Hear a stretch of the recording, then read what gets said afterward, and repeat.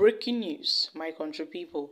The EFCC set to quiz the ex-minister Farouk Sadia over alleged 37 billion naira fraud. Let's find out more as we hit the news. But if you're joining us for the first time, you're very much welcome. I sincerely appreciate your presence. Kindly subscribe and please don't forget to give us a thumbs up. Thank you.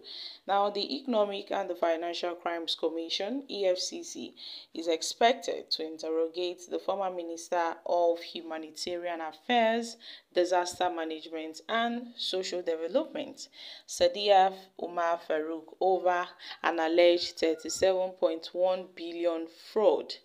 A top EFCC source had confirmed this. Umar Farouk, as we all know, served as a minister under the former President Muhammad Buhari from August 2019 to May 29, 2023. Last week, the former minister was invited by the EFCC following a probe launched into her activities in the ministry as a minister. Well, she was being investigated over the sum of 37.1 billion that was allegedly laundered under her watch through a contractor, James Okote. Now, a week after, the former minister was asked to appear before the interrogators at the EFCC headquarters located at Jabi, Abuja, by 10 a.m. However, she has yet to appear at the EFCC headquarters. According to sources, some other officials who worked with her have also been invited to provide an insight into how the affairs of the ministry were run for the last 4 years. Recall that the planned interrogation of the former minister followed the immediate suspension of Halima Shehu as the Chief Executive Officer and the National Coordinator of the National Social Investment Program Agency by President Bola Tinubu.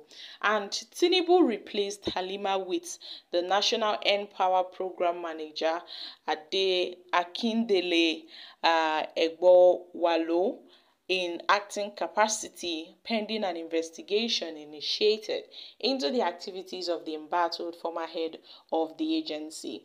Now, we all know that the NISPA, which is responsible for managing critical programs such as the N-Power and the conditional cash transfer, is under the Ministry of the Humanitarian Affairs, has been under scrutiny in recent times.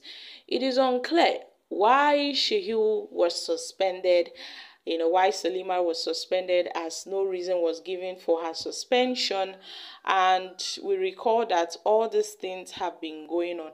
And now, however, it was learned that the embattled NSIPA boss was also has questions to answer and was indeed grilled by the EFCC on Tuesday. And here we have it, my country people. We all know that the former Minister of the Humanitarian Affairs has been under scrutiny. Even the EFCC invited her for questioning, but she failed to show up. She shunned the EFCC, investigation, which is quite unusual, for a minister that people are really looking at you and you have some allegations on you. The EFCC invited you, yet you dismissed the invitation of the EFCC. So, my country people, a lot of things is really going on in this country, and all these things are happening because we really lack accountability. Most of the ministries in this country lacks accountability. There is nobody to oversee their affairs. The money going into these ministries are being wasted, are being laundered by some people. Contracts being given to these ministries, most of these contracts have not been executed, yet money are still pumping into these ministries, and one person is just there, grabbing this money, while the people are left to wonder what is really going on. Indeed, it is really unfortunate that some certain persons, they see themselves above the law, to fail to honor the invitation of the EFCC. It is really, really, unfortunate. So, guys, it seems, according to so many Nigerians, she is following the footsteps of the former president Muhammad Buhari. Well, Nigerians have reacted. It seems she is learning from her master. She can do anyhow. After all, she is from the north. She did not pay the N-Power badge A and B. She looted all the money. Well, it is time for you to go and answer your calls. Justice for N-Power Badge A and Badge B. We believe on the renewed hope by Mr. Shuweju Bola Ahmed Tinubu.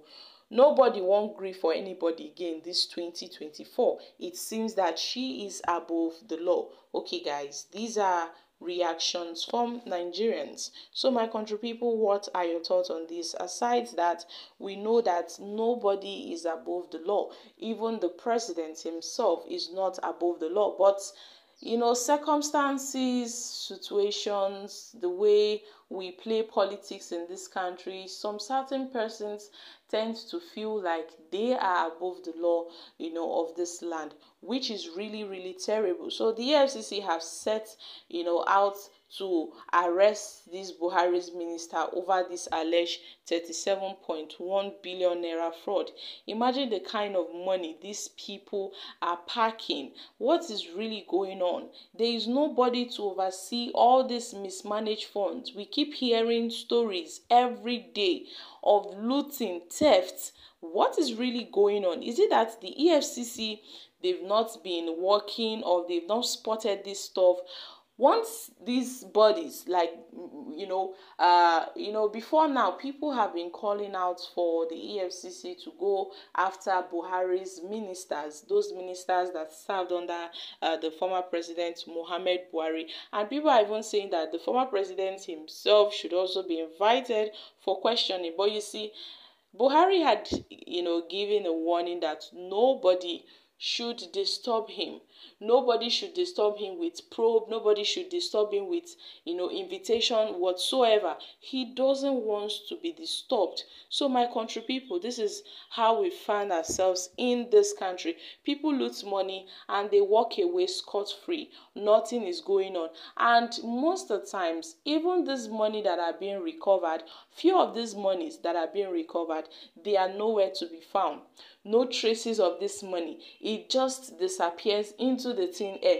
Sometimes we commend the EFCC for doing their jobs. Now, this money that they have recovered, some of this money that has been recovered, where are they? That's the question we ask ourselves. So a lot of things is really going on, and corruption has really eaten deep into this Nigerian system.